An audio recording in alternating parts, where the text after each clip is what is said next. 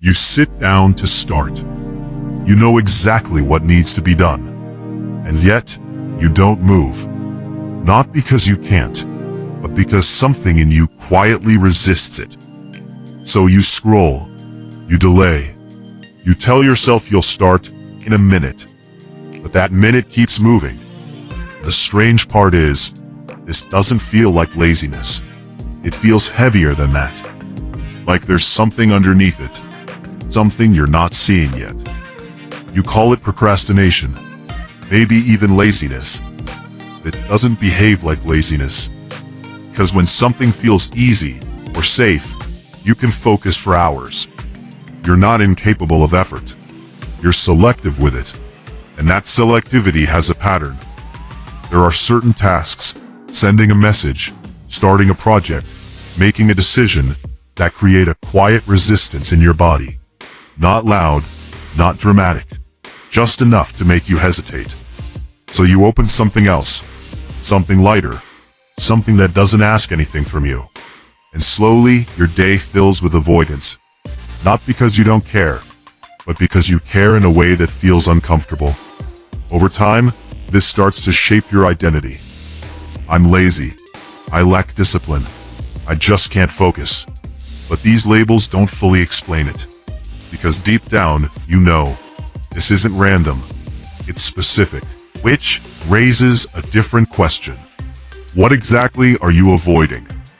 You're not avoiding the task itself. You're avoiding how the task makes you feel. That distinction changes everything. Because your brain isn't designed to avoid work. It's designed to avoid discomfort. From a behavioral psychology perspective, this is called negative reinforcement. When you avoid something uncomfortable, your brain rewards you with relief. And relief is powerful, even if it costs you something later. So what looks like laziness is often an emotional protection system. A quiet attempt to keep you away from something your brain has labeled as unsafe. Not physically unsafe, emotionally unsafe. And once something is tagged that way, your brain doesn't negotiate. It redirects you. Repeatedly, automatically. What to do? Before avoiding something, pause and ask, what am I feeling about this? Not, what do I need to do, but what does this bring up? Why it works. In cognitive science, labeling emotions reduces their intensity.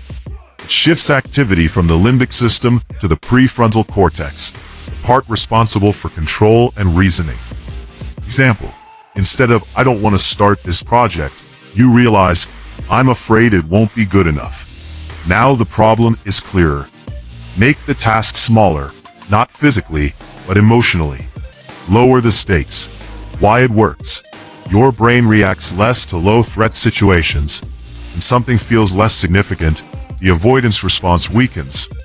Example, instead of I need to finish this perfectly, shift to I'll just open the file and write one bad paragraph. You're not avoiding the task anymore. You're changing how it feels. What to do? Remind yourself, this task does not define me. Why it works. Many tasks feel heavy because they're tied to identity. If you believe your performance reflects your worth, every action becomes emotionally charged. Detaching identity reduces that pressure.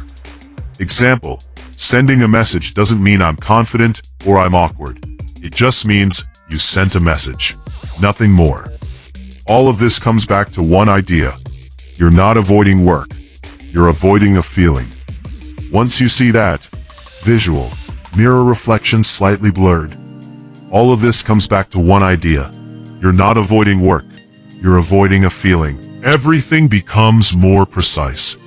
Instead of fighting yourself, you start understanding yourself. Think of your mind like a system with signals. Avoidance is not failure. It's information. It's your brain saying, something here feels off.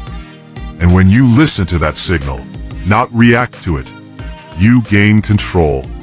Not by force, but by awareness.